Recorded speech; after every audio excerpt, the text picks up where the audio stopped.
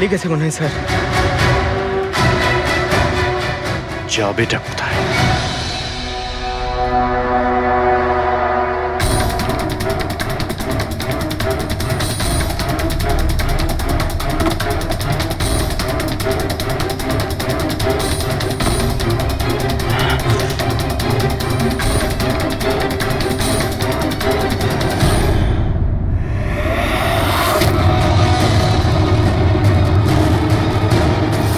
আয় আয় আয়, তোরই বাড়ি এটা।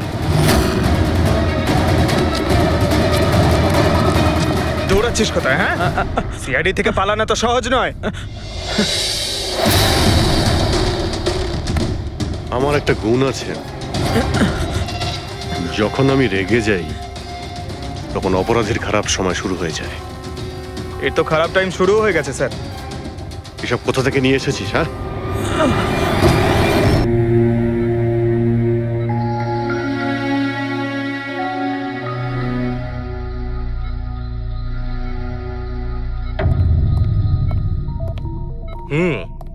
বাবা, তোমার এই স্টুডেন্টরা তাদের ভালোবাসায় তোমাকে বিগড়ে দিচ্ছে খালি, তাই না? তোমার তো খুব ভালোই লাগছে। জিজ্ঞাসা করা যাক, কি হলো বলো?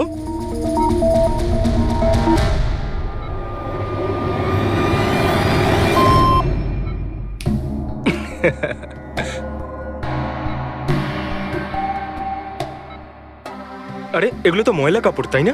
দিন, এটা আমাকে দিন। ভাই, আমি আসছি।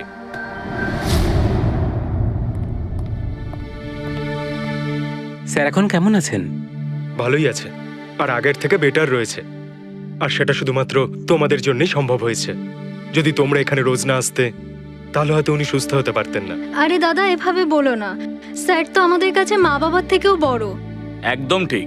আর আমরা জীবনে যা কিছু শিখেছি সবকিছু স্যারের জন্যই হয়েছে। হ্যাঁ, এইভাবে তোমরা যদি আমাদের পাশে এসে না দাঁড়াতে, হয়তো আমরা দুজন এইভাবে বাবার দেখাশোনা করে উঠতে পারতাম না।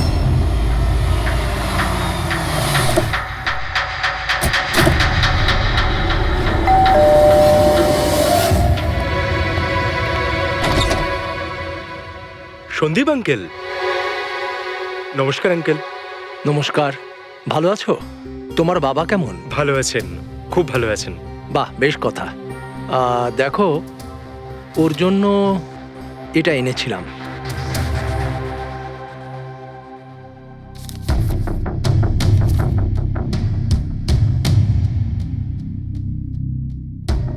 আঙ্কেল, 25 লাখ টাকার চেক? হ্যাঁ মা, আজ জ্ঞানদীপ ইনোভেশনস এর 5 বছর পূর্তি, সেটার উপহার ভাবতে পারো।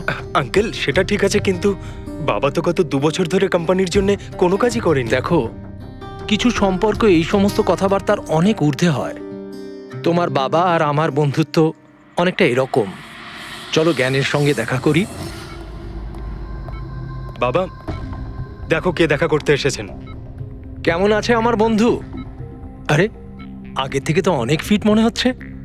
যদি তোকে এত হ্যান্ডসাম লাগে, নার্স তোকে ভালোবেসে ফেলবে। শোনো প্লিজ। আমি তোমার বাবার সঙ্গে কিছু কথা বলতে চাই, if you don't mind. Sure uncle, যাওয়া যাক। হ্যাঁ হ্যাঁ, প্লিজ এসো সবাই। ওনার এই চেকটার জন্য আমাদের সত্যি খুব হেল্প হয়ে যাবে। হ্যাঁ, পাপার জন্য একটা অ্যাডভান্স বেড নিয়ে আসতে পারি, তাই না? হ্যাঁ, আরে স্যার, স্যার কি হলো? স্যার কি হলো? লাইট অন্ধকার কেন এখানে? লাইট কি হলো? কি হলো? সন্দীপ আঙ্কেল?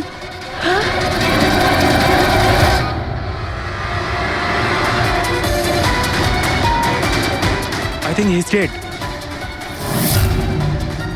জ্ঞান স্যার, আপনি ঠিক আছেন তো? এই ছুরিটা ক্যান্সারের হাতে?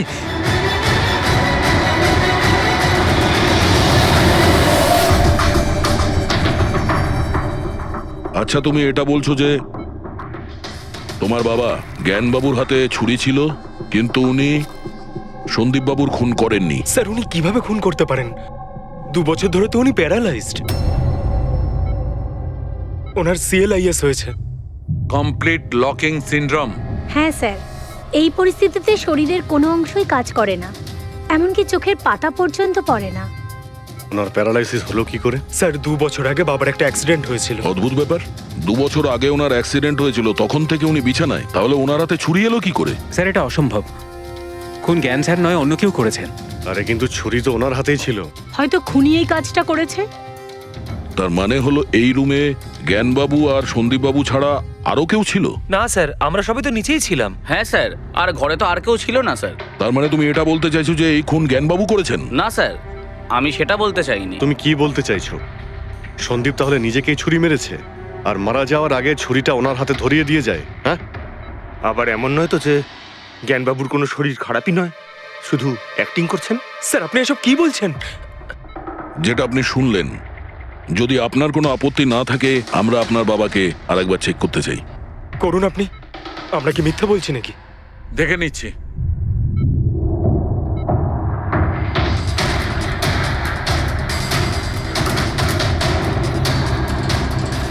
এনার তো পায়ের মাংসপেশিগুলো টোটাল অ্যাট্রোফিক হয়ে গেছে।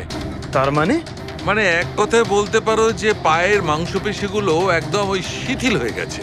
উনি যদি চানও তাহলে 1 ইঞ্চিও এই খাট থেকে নড়তে পারবেন না। স্যার এবার তো আপনাদের বিশ্বাস হয়েছে তাই না, যে আমার বাবা নাটক করছে না? এটা তো একদম শিওর যে ওই সময় তৃতীয় কেউ ছিল এখানে। আচ্ছা, এই উনি আবার জানালা দিয়ে আসেনি তো? পঙ্কজ, ফ্রেডি, তোমরা জানালার আশপাশটা ভালো করে চেক করে দেখো তো কোনো প্রমাণ পাওয়া যায় কিনা। স্যার অদ্ভুত ব্যাপার, প্রথমবার এইরকম হলো যে খুনির সাক্ষী এখানে রয়েছে কিন্তু সাক্ষ্য দিতে পারবেন না। সেটা পাওয়া যেতে পারে স্যার, সাক্ষ্য কি করে পাবো? এই মেশিনের সাহায্যে, যার নাম হলো BCI, ব্রেন কম্পিউটার ইন্টারফেস।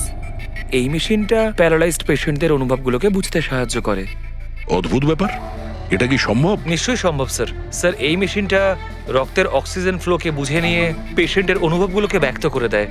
একটু ভালো করে এক্সপ্লেন করো দেখি। স্যার আমি বলছি, এই মেশিনটা মাথার ভিতরে রক্ত প্রবাহকে ডিটেক্ট করে, তারপর এটা ক্যালকুলেশন করে যে আলাদা আলাদা পরিস্থিতিতে আলাদা আলাদা প্রশ্ন করলে তার উত্তরে মস্তিষ্কের ভিতরে রক্ত প্রবাহ কেমন হচ্ছে। ও, আর এই রক্তের মাত্রা এইটা বলতে পারবে যে ওই সময় এই মানুষটা কি ভাবছিল, এর মনের মধ্যে কি চলছিল। Exactly. Good, very good. Freddie sir, এখান থেকে উপরে যাওয়ার কোনো রাস্তা নেই। সে আমি জানি। এই পাইপটা দেখ, খুনি এই পাইপটা বেয়েই উপরে উঠেছিল, খুন করে এই পাইপটা ধরেই বেয়ে নিচে নেমে গেছিল। আর ওই ভাঙা টপটা দেখতে পাচ্ছিস, ওইটার উপরই পড়ে দৌড়ে পালিয়েছিল। চলুন স্যার, নিচে গিয়ে দেখি। চল। আমার বাবা অ্যাক্সিডেন্টের আগে এই টেকনিকটাকে আরো এগিয়ে নিয়ে যেতে চেয়েছিলেন। বাবা সবসময় এটা বিশ্বাস করতেন যে বিজ্ঞানের কাছে সব প্রশ্নের উত্তর রয়েছে, প্রয়োজন শুধু চোখ খুলে সমাধানটা খুঁজে বের করা। আপনার বাবা একদম ঠিক কথা বলতেন। হ্যাঁ স্যার, জ্ঞান স্যার চেয়েছিলেন যে বিজ্ঞানের জন্য তারা চোখে দেখতে পাক যারা দৃষ্টিহীন, যারা শুনতে পায় না তারা যেন শুনতে পায়। মানুষের উপকার করতে চেয়েছিলেন জ্ঞান স্যার। আর নিয়তির খেলা দেখুন, আজ ওনারই আবিষ্কার ওনাকে সাহায্য করছে, যেটা একদিন ওনার অনেক বড় স্বপ্ন ছিল। ঠিকই বলছেন স্যার, টপটা তো ভাঙা। আর এই দেখ, পায়ের এই ছাপগুলো দেখ, খুনি এই পথেই পালিয়েছিল। স্যার এখানে দেখুন, রক্ত স্যার। তার মানে পঙ্কজ, ঘরের ভেতর আরো কেউ ছিল যে সন্দীপ বাবুকে খুন করেছে। রক্তের এই স্যাম্পলটা নিয়ে ফরেন্সিক ল্যাবে যাওয়া যাক। আচ্ছা, এই জ্ঞানবাবু BCI এর সাহায্যে কি কথা বলতেন? যেরকম ওনার যখন খিদে পেত উনি সেটা বলতেন, যদি ওনার বেড প্যানের প্রয়োজন হতো সেটাও বলতেন, এমনকি বাবা ওটা দিয়ে দাবাও খেলতেন স্যার। কি দাবা খেলতেন? গ্রেট। হ্যাঁ স্যার, যেমন যেমন প্যাটার্ন এনার মনের মধ্যে তৈরি হতো সেই অনুযায়ী অক্ষরের পেছনে লাইটগুলো জ্বলে উঠতো, আর আমরা অক্ষরগুলোকে মিলিয়ে বুঝে যেতাম যে ইনি কি বলতে চাইছেন। তাহলে তো উনি বলতে পারবেন যে খুনি কে। হ্যাঁ স্যার, নিশ্চয়ই। স্যার বাবাকে একবার জিজ্ঞেস করা উচিত। অবশ্যই করব, আগে তো আমরা ভালো করে তদন্ত করে নিই।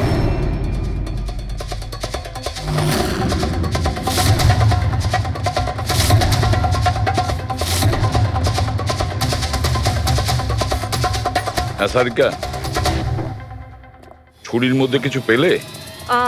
শুধু মিস্টার জ্ঞানের আঙুলের ছাপ পাওয়া গেছে, আর কারোরই নয়। তাহলে হতে পারে খুনি গ্লাভস পরেছিল স্যার খুন করার সময়। তার মানে খুনি জানলা দিয়ে ঘরের ভেতরে আসে, ও সন্দীপকে মারে, আর সেই ছুরিটা জ্ঞানের হাতে ধরিয়ে দেয়, আর তারপর লোকেরা এই রুমে আসার আগেই ও জানলা দিয়ে পালিয়ে যায়। স্যার, এটাও তো হতে পারে যে খুনি কোনো বাড়ির লোক।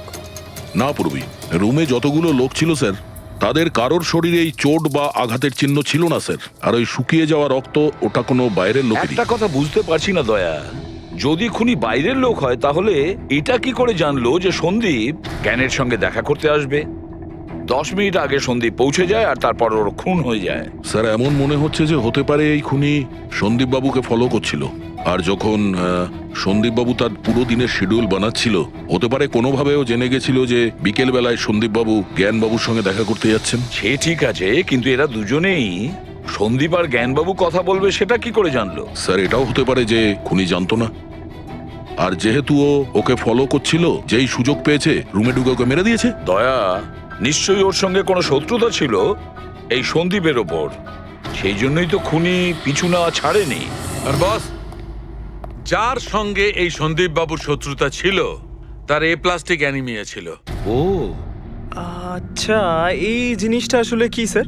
পঙ্কজ, এটা একটা খুব রেয়ার ডিজিজ। এই অসুখটা খুব কম লোকের হয়। এতে মানুষের বোন ম্যারো আর বোন ম্যারো স্টেম সেলস ধীরে ধীরে নষ্ট হতে থাকে। রক্তের লোহিত রক্তকণিকা, শ্বেত রক্তকণিকা আর প্লেটলেটস সব ধীরে ধীরে নষ্ট হতে থাকে। যদি এই রোগটা রেয়ার হয় তাহলে খোঁজ নেওয়া খুব একটা কঠিন হবে না যে শহরে কতজন লোক আছে যাদের এই ধরনের রোগ আছে। এ প্লাস্টিক অ্যানিমিয়া।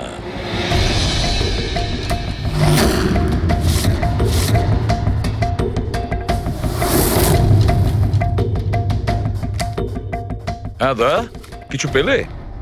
হ্যাঁ স্যার, এই শহরে সব মিলিয়ে 45 জন লোক আছে যারা এই রেয়ার অসুখে ভুগছে স্যার।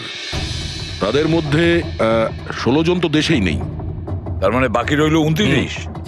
তাদের মধ্যে 14 জন এমন লোক আছে যারা বয়স্ক, মানে উঁচু ব্যালকনি থেকে লাফাতে পারবে না। বাকি রইল 15। তাদের মধ্যে 7 জন বাচ্চা আছে যাদের বয়স 12 বছরের কম। তাহলে বাঁচলো 8 জন। হ্যাঁ স্যার, আর 8 জনের মধ্যে তো 4 জন এমন আছে স্যার যারা অনেক বেশি মোটা স্যার। এই দেখুন, ও এরা না ওই ব্যালকনিতে উঠতে পারে না লাফাতে পারে। অসম্ভব স্যার। তার মানে দয়া, আমাদের কাছে সাসপেক্ট 4 জন। 4 জন সাসপেক্ট। হ্যাঁ স্যার। নাম কি তাদের? স্যার লীলা, রমেশ, সুনীল আর হেমন্ত। নীলা, রমেশ, সুনীল আর হেমন্ত। রবি, স্যার একটু দেখো তো আমাদের ক্রিমিনাল ডেটাবেসে কোনো পুরনো পাপি কিনা।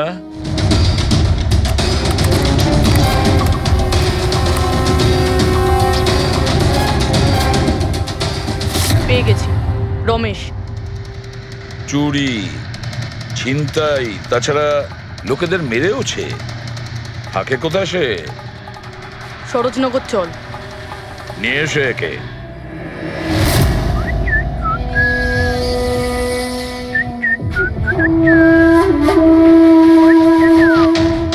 মালা, একটা ফুলের মালা আমাকেও একটু পরাও।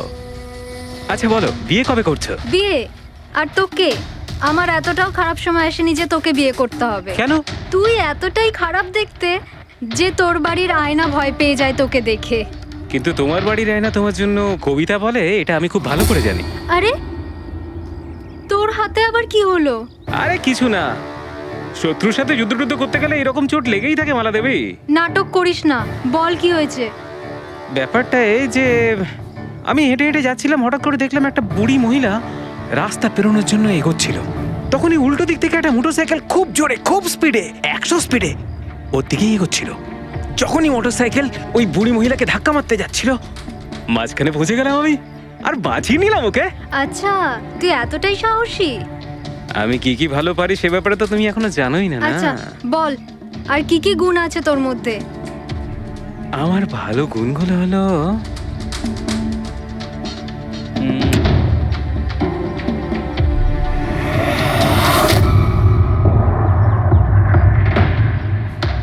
কি হলো? তোর মুখটা ভয়ে এভাবে ফ্যাকাশে হয়ে গেল? মালা, মালা আমাকে একটু একটু একটু লুকোতে দে। আরে মালা লুকোতে দে। লুকোচ্ছিস কেন? আরে মালা হারে কেন পেতে করছিস তুই? এটা কি করে দিলি তুই? আমার সব ফুল নষ্ট করে দিলি। স্যার এ তো সেই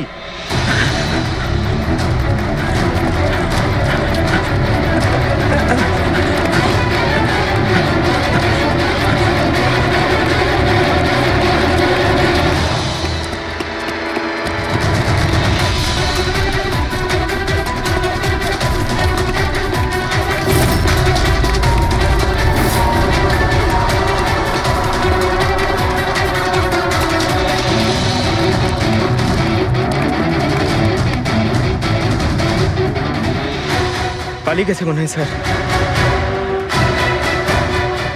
যাবেটা কোথায়?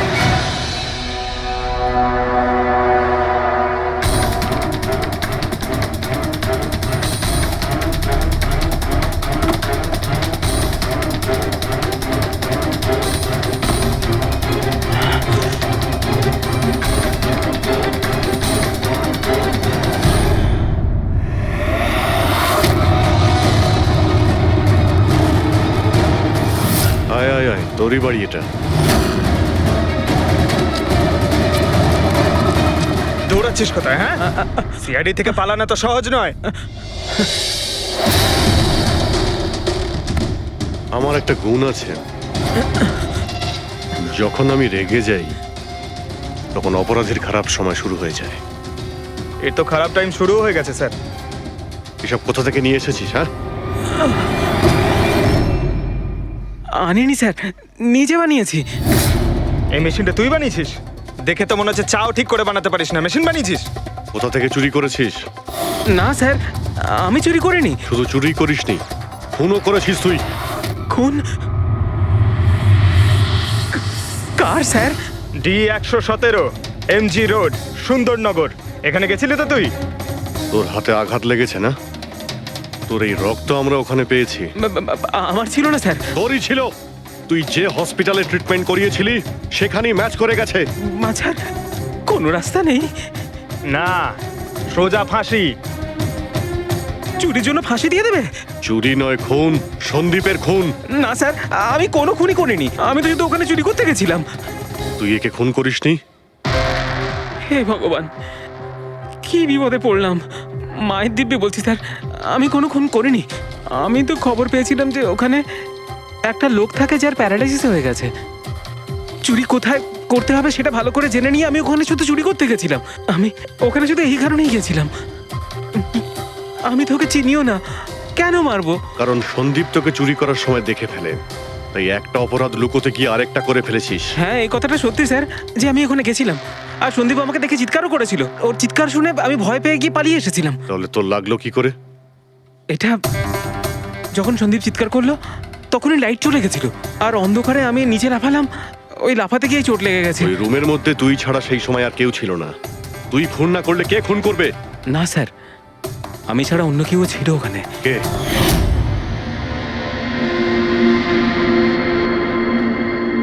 কে? কে তুমি? হ্যাঁ, অন্ধকারে মুখটা তো ঠিক দেখতে পাইনি, তবে ওর ঘড়িটা চকচক করছিল। ঘড়ি? সন্দীপ তো কোনো ঘড়ি পড়েছিল না। স্যারও মিথ্যে বলছে। কোনো মানুষ ছিল না, কোনো ঘড়ি ছিল না। কেউ ছিল কি ছিল না তার উত্তর তো ওই দিতে পারবে। জ্ঞান, উনি আজ কেমন আছেন? স্যার আগের থেকে বেটার, কিন্তু আজকে কিছু জিজ্ঞাসা করতে চান ওনাকে? শুরু করি। শিওর স্যার, কিন্তু আপনারা যা জিজ্ঞেস করতে চান একটু স্লোলি জিজ্ঞাসা করবেন স্যার, যাতে উনি আপনাদের এক একটা শব্দ বুঝতে পারেন স্যার। হ্যাঁ, জ্ঞানবাবু, এ রমেশ, এ একজন চোর। যে রাতে সন্দীপ বাবুর খুন হয়েছিল ও এখানে চুরি করতে এসেছিল। ও বলছে যে সেই রাতে এখানে অন্য কাউকে দেখেছিল।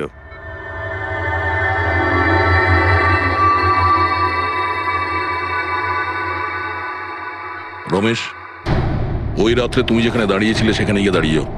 হ্যাঁ স্যার, স্যার আমি এই দিক দিয়ে ঢুকেছিলাম আর এখানে এলাম, আর তারপরে আমি এদিকে দেখলাম, আর যখনই আমি এখানে পৌঁছালাম দেখলাম সন্দীপ ওখানে দাঁড়িয়ে আছে।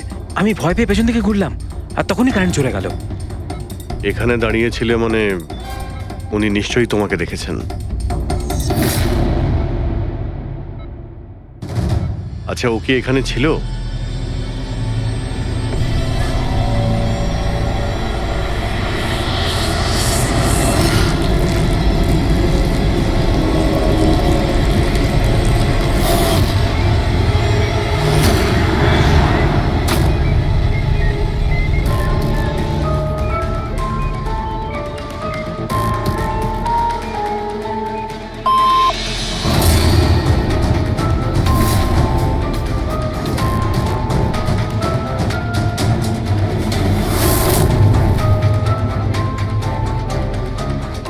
আচ্ছা, রমেশই কি খুন করেছিল?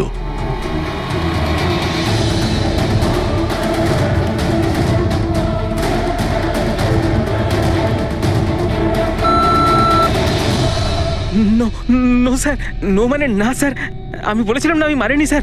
হ্যাঁ ঠিক আছে, তুমি এদিকে দাঁড়াও। আচ্ছা আচ্ছা, আপনি এটা বলুন, আপনি কি খুনিকে দেখেছেন? আপনি চেনেন খুনিকে?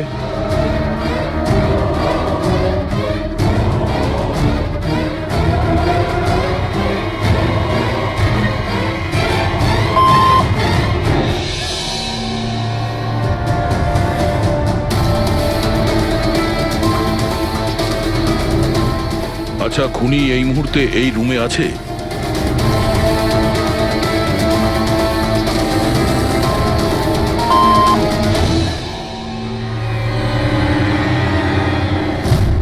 তার মানে খুনি আমাদের মধ্যে কেউ একজন? আপনার কোনো স্টুডেন্ট?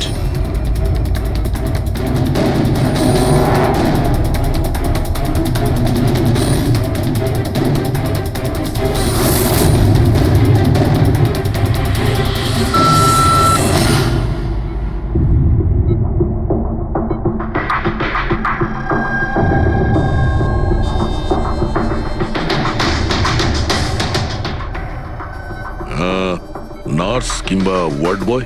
এসবের মধ্যে আপনারা আমাকে কেন টানছেন? আপনি যদি কিছু করেই না থাকেন, আপনি ভয় পাচ্ছেন কেন?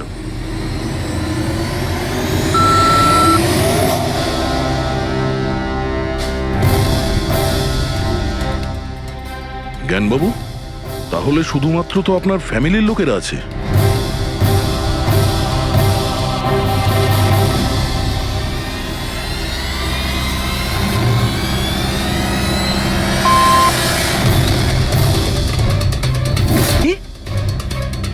বাবা তুমি এসব কি বলছো? হ্যালো, রিল্যাক্স, ওখানে দাঁড়িয়ে থাকো। যাও, ওখানে দাঁড়িয়ে থাকো। আচ্ছা এটা বলুন, আপনার ছেলেই কি খুনি?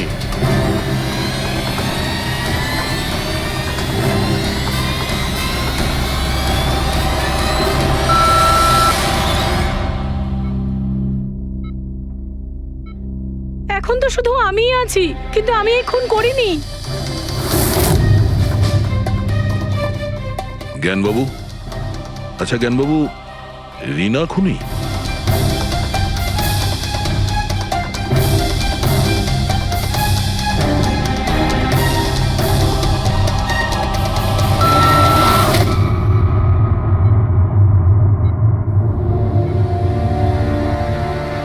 আপনি আমাদের বললেন যে আপনার পরিবারেরই কেউ খুনি, তাহলে সে কে?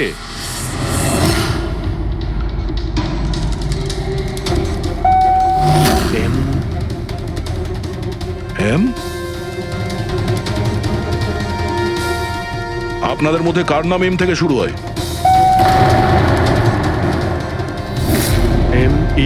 মি মানে উনি? জ্ঞানবাবু, আপনি বলছেন যে খুন আপনি করেছেন?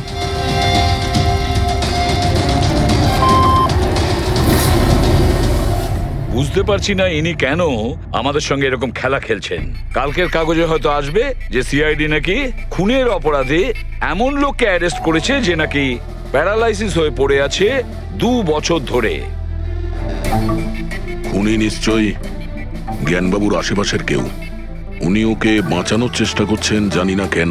সমস্ত অভিযোগ উনি নিজের মাথায় নিচ্ছেন। যদি সে আপন কেউ হয় তাহলে সেই ছুরি ওনার হাতে কেন দিতে যাবে? অন্য কারোর হাতে দিত, যাকে সহজেই বিশ্বাস করা যেত।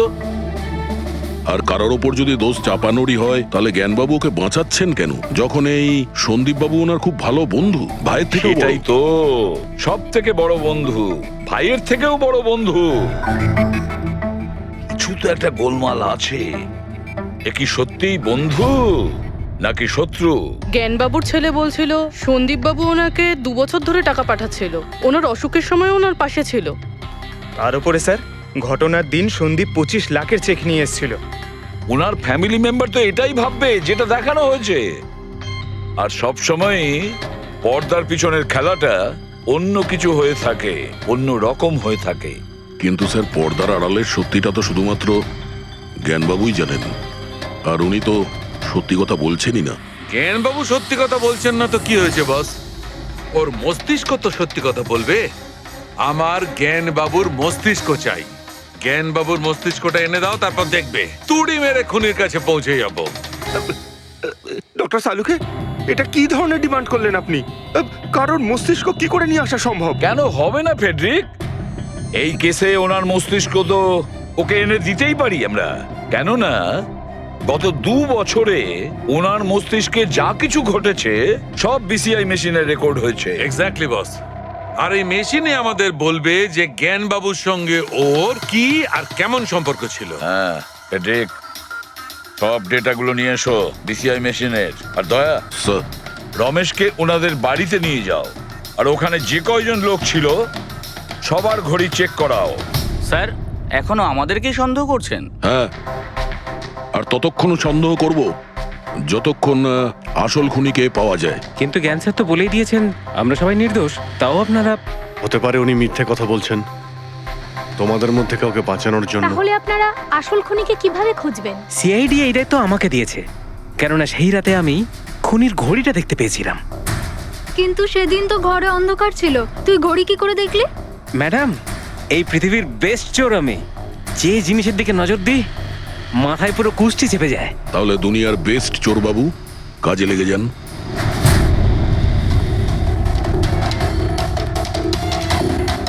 সস্তা, টেকসই, সুন্দর, 11,000 টাকা। না, এ নয়।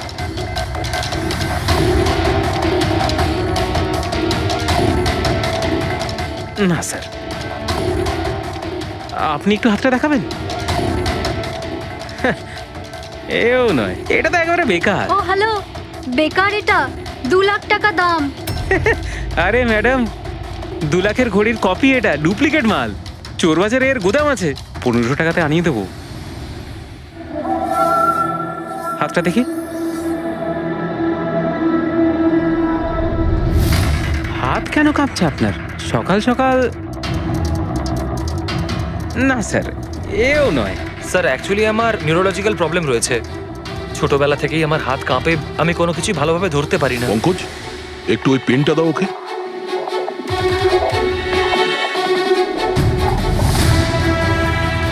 ঠিক করে ধরবেন আপনি। এ তো পেনটাও ধরতে পারছে না। স্যার, অ্যাকচুয়ালি জ্ঞান স্যার আমার এই প্রবলেমটাই সলভ করতে চেয়েছিলেন। উনি এর সাথে রিলেটেড রিসার্চও করছিলেন, কিন্তু হয়তো ভাগ্যের সম্মতি ছিল না এতে। আর জ্ঞান স্যারের গাড়ির অ্যাক্সিডেন্ট হয়ে গেল।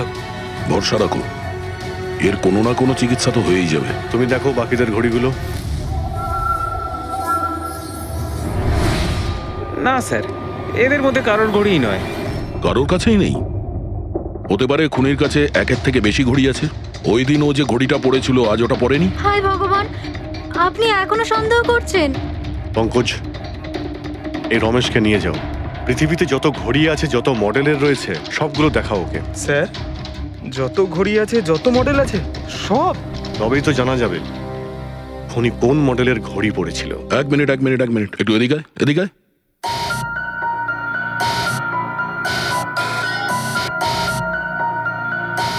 এই নাও, নিজের মানিব্যাগ সাবধানে রাখবেন যখন এই লোকটার সাথে আছে। হ্যাঁ, বলেছিলাম না পৃথিবীর বেস্ট চোর আমি। আর দীপিকার ইয়াররিং? আমার ইয়াররিংস? বার কর। স্যার, আপনি এটাও দেখে ফেলেছেন? সিআইডি থেকে কিছু লুকোনো যায় না। হ্যাঁ, যা। আয় বেস্ট চোর, এদিকে আয়। আপনারা এটা বলুন যে এই জ্ঞানবাবু আর সন্দীপের মধ্যে কোনো কি প্রবলেম চলছিল? স্যার, খুব ভালো সম্পর্ক ছিল। তাহলে জ্ঞানবাবু সন্দীপবাবুর খুনের অভিযোগ নিজের মাথায় নিলেন কেন? ওনাদের দুজনের ভেতরে কোনো টেনশন হয়েছিল? না স্যার, কোনো টেনশন তো ছিল না, কিন্তু একটা বিষয় নিয়ে তর্ক হচ্ছিল। অ্যাক্সিডেন্টের ঠিক আগে ওনার বিসিআই মেশিনটা একটা পয়েন্টে এসে আটকে গেছিল, আর কোনো রকম সলিউশনও পাওয়া যাচ্ছিল না। এই জন্য জ্ঞান স্যার সবসময় বিরক্ত থাকতেন আর খুব রাগও করতেন।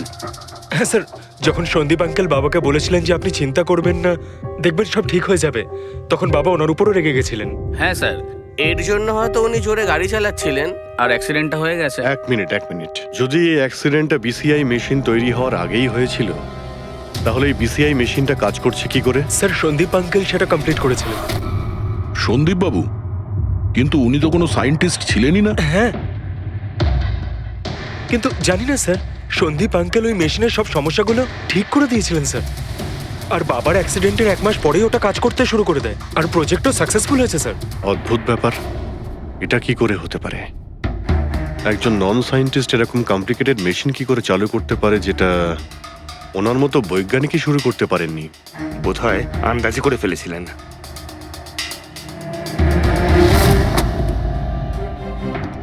মাই গড, গত 2 বছরে এত ডেটা বেরিয়েছে ওনার একার? হ্যাঁ বস, আর এই পেপারগুলোর প্রত্যেকটা জায়গা খুঁটিয়ে খুঁটিয়ে ভালো করে দেখতে হবে যে সত্যিটা কি ছিল যেটা জ্ঞানবাবু আমাদের থেকে লুকোতে চাইছেন। এক একটা শব্দ, এক একটা অক্ষর জুড়ে তার প্যাটার্ন বানিয়ে দেখতে হবে। চলে এসো, সবাই মিলে কাজ করি। সবাই চলে এসো। ফ্রেডি,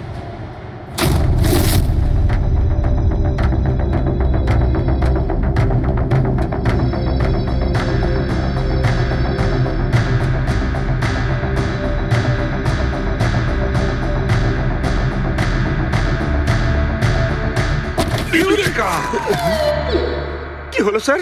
কি পেলেন? জানতে পারা গেছে যে আসলে ওই রহস্যটা কি, আর এই রহস্যে আছে একটা ভিলেন। জানতে পেরেছি যে জ্ঞানবাবু কিভাবে একটা একটা অক্ষর জুড়ে এই ঘটনাটাকে ব্যাখ্যা করেছেন। অক্ষর, অক্ষর থেকে তৈরি শব্দ, আর শব্দ থেকে তৈরি বাক্য, সেন্টেন্স। না জানি কত সময় লেগেছিল ওনার পুরো ঘটনাটা, পুরো সত্যিটা এভাবে বলার জন্য। হ্যাঁ বস, কম করে 6 মাস। আর সেটা তখন শুরু হয়েছিল অ্যাক্সিডেন্টের ঠিক আগে। আজকের পর থেকে এই কোম্পানিতে তুমি সাইলেন্ট পার্টনার, আর তোমার লাভ শুধুমাত্র 5% হবে, আর তার থেকে বেশি তুমি 1 টাকাও পাবে না। ওকে। আমার মনে হচ্ছে তোমার এই প্রজেক্টটা কমপ্লিট হয়ে গেছে আর তুমি সফল হয়ে গেছো। হ্যাঁ, আমি সফল হয়ে গেছি, কিন্তু আমি এই মেশিনটা গরিবদের জন্য বানিয়েছি, মানবতার জন্য বানিয়েছি, তোমার মতো লোভী মানুষদের জন্য বানাইনি। আজকের পর থেকে আমরা একসাথে কাজ করব না। আমি যাচ্ছি, কফির জন্য বৌদিকে ধন্যবাদ জানিয়ে যাচ্ছি।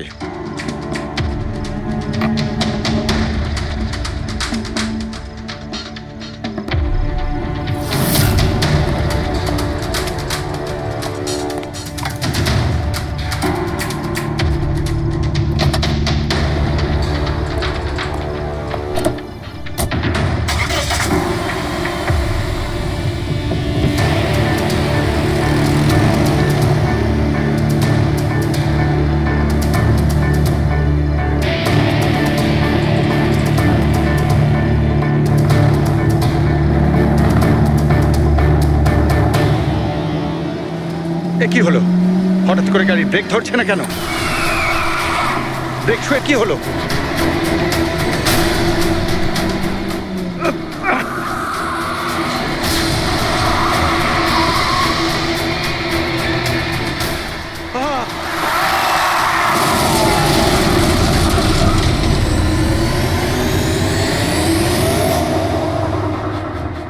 এবার বুঝতে পেরেছো আমাকে ঘাটানোর পরিণাম?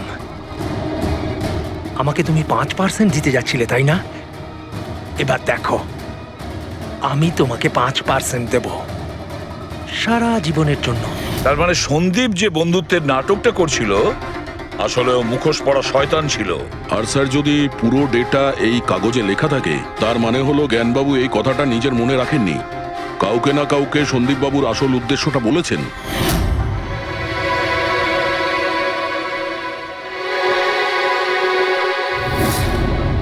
আর উনি এই ব্যাপারে যে বা যাকে সত্যিটা বলেছিলেন সেই হলো অপরাধী, সেই হলো সন্দীপের খুনি। কিন্তু স্যার, যদি খুনি জ্ঞানবাবুর হয়ে প্রতিশোধ নিতে চাইতো, তাহলে খুনি ছুরিটা জ্ঞানবাবুর হাতে কেন ধরালো? ওনাকে ফাঁসাতে চাইছিল? না পুরবি, আমার তো মনে হয় না। খুনি ওনাকে সান্ত্বনা দিতে চেয়েছিল যে এটা বোঝাতে চেয়েছিল যে দেখুন আমি আপনার হয়ে সন্দীপকে মেরে ফেলেছি, আপনার প্রতিশোধ আমি নিলাম। আর তাকে বাঁচানোর জন্য জ্ঞানবাবু পুরো অভিযোগ নিজের উপর নিয়ে নিয়েছেন। দয়া, খুনির কাছে পৌঁছানোর একটাই রাস্তা আছে, সেই ঘড়িটা, রিস্ট ওয়াচ, যেটা রমেশ দেখেছিল।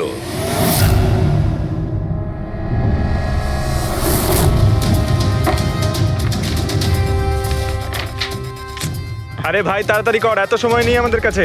পঙ্কজ, আরে দেখছি তো কি আমি। হচ্ছে? স্যার কি হলো রমেশ, মজা আসছে কি না? যথেষ্ট স্যার, আমি হাত জোড় করছি, আমি আর ঘড়ি দেখতে পারবো না। 10,000-এর উপর ঘড়ি আমাকে দেখানো হয়েছে, আমার মাথা ঘুরছে স্যার। যতক্ষণ না ঘড়ির মডেল খুঁজে পাচ্ছিস ততক্ষণ বাড়ি যেতে দেবো না তোকে। স্যার স্যার, এই, কি স্যার, আমাকে করছিস? ক্ষমা করে দিন স্যার, আমি বলছি বাপের জন্য আর চুরি করবো না, আমাকে বাড়ি যেতে দিন স্যার। ওট ওট ওট ওট। ওঠ।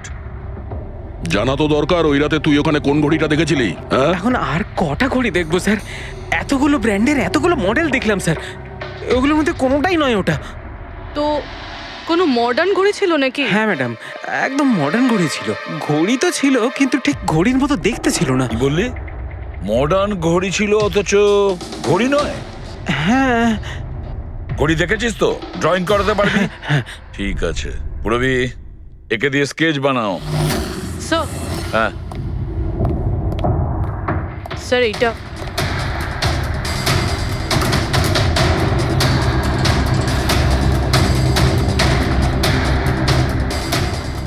মাই গড, কি হলো? 1 মিনিট বস, একদম জ্যাকপট লেগে গেছে। রমেশ, এদিকে এসো। ওকে। মন দিয়ে দেখো, এই ঘড়িটাই ছিল। এটাই ছিল, একদম এটাই ছিল স্যার। এটা কিরকম ঘড়ি স্যার? চুরি করলে কত পয়সা পাবো? পয়সা নয়, টাকা পাবে, লাখ লাখ টাকা। এত দামি ঘড়ি এটা? ঘড়ি নয়, এটা স্যাটলা বলে একে, স্যাটলা। স্যাটলা? এবার খুনি কে সেটাও আমি বলতে পারি। কে এই খুনি? সে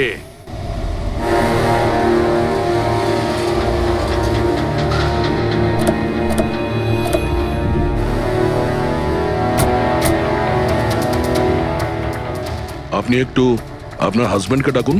কিন্তু আপনারা কারা? আপনি ডাকুন না ওনাকে, উনি চেনেন আমাদের। সোনু, সোনু একটু বাইরে এসো, কারা দেখা করতে এসেছে?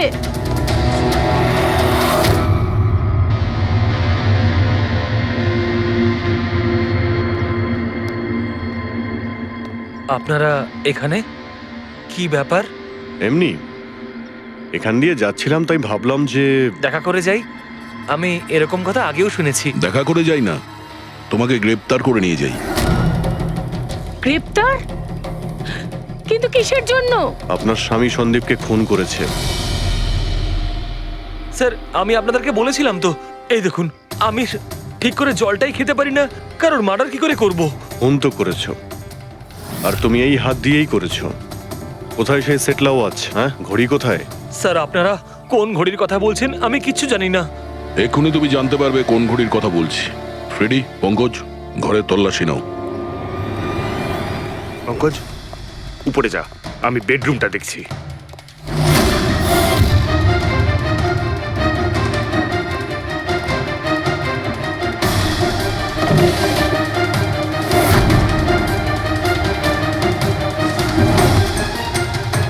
কিচ্ছু নেই।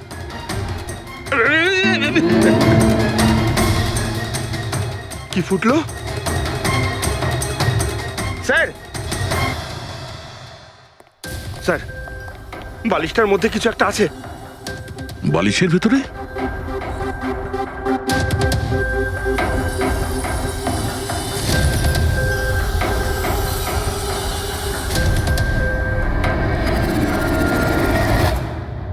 তাই তো, ঘড়ির মতো দেখতে। হ্যাঁ। এই ঘড়িটা কার? আর এই বালিশের ভেতরে কি করছে? আমি কি করে জানবো? যে দোকানদারের থেকে বালিশটা কিনেছিলাম তারই হবে। পড়ো এটা। স্যার, আমি কারোর ঘড়ি কেন পড়তে যাবো স্যার? তুমি এটা পড়বে নাকি অ্যারেস্ট করবো আমরা?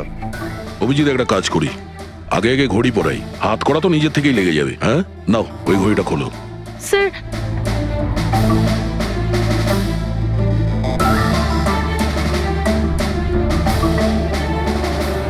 আরে বাহ, দেখো এর হাত কাঁপা বন্ধ হয়ে গেছে। হ্যাঁ স্যার, তো চমৎকার হয়ে গেল, এর হাত কাঁপা থেমে গেল। এটা কোনো চমৎকার নয়, এটা সায়েন্স। এবার দেখো এই ঘড়িটা পরার পরে সোনু কত সহজে খুন করতে পারে।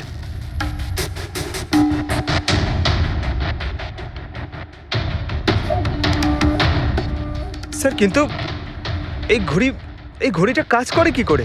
এটাকে সেটলা বলে পঙ্কজ। মোশন সেন্সর আর আর্টিফিশিয়াল ইন্টেলিজেন্স টেকনিক দিয়ে বানানো হয় এই ঘড়ি, কারণ ওর মতো যাদের এই রোগ আছে তাদের জন্য, মানে যাদের হাত কাঁপে। শুধু একটাই উদ্দেশ্য ছিল আমার, প্রতিশোধ আর প্রতিশোধ। জ্ঞান স্যার আমাকে বিসিআই এর সাহায্যে সবকিছু বলে দিয়েছিলেন। আপনাকে কথা দিচ্ছি স্যার, আপনার শত্রুদের শাস্তি দিলেই আমি একটু শান্তি পাবো। এটা আমার তরফ থেকে ছোট্ট গুরুদক্ষিণা মনে করতে পারেন। সেদিন কোম্পানির অ্যানিভার্সারি ছিল আর আমি জানতাম যে সন্দীপ ওখানে নিশ্চয়ই আসবে।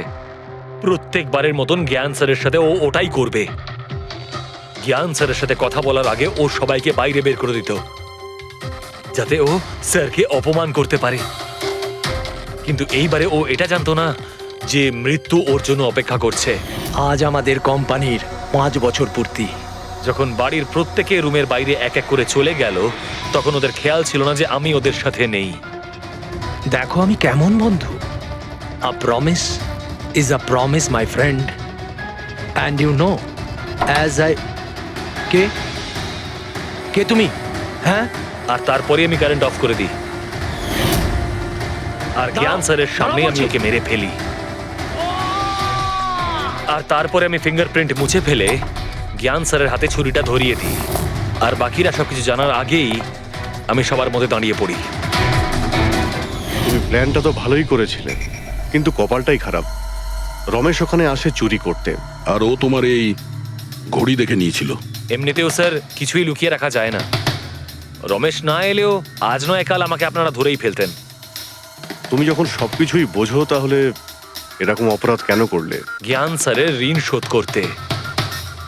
এটা শুধু ঘড়ি নয়, আমার মতো মানুষের কাছে এটা নতুন জীবন, যে জীবনটা জ্ঞান স্যার উপহার দিয়েছিলেন। উনি আমাকে বিশ্বাস করিয়েছিলেন যে বিজ্ঞানের ক্ষেত্রে আমি এগিয়ে যেতে পারি। যেভাবে উনি তোমার সমস্যার সমাধান করেছিলেন, তুমিও সেরকম সমাজের ভালোর জন্য কোনো কাজ করতেই পারতে। কিন্তু তুমি আলোর দিকে যাওয়ার পরিবর্তে অন্ধকারের দিকে চলে গেলে। আর এমন অন্ধকূপে পৌঁছলে যেখানে আসার কোনো আলোই নেই। যদি কিছু থাকে সেটা হলো শুধু ফাঁসির দড়ি।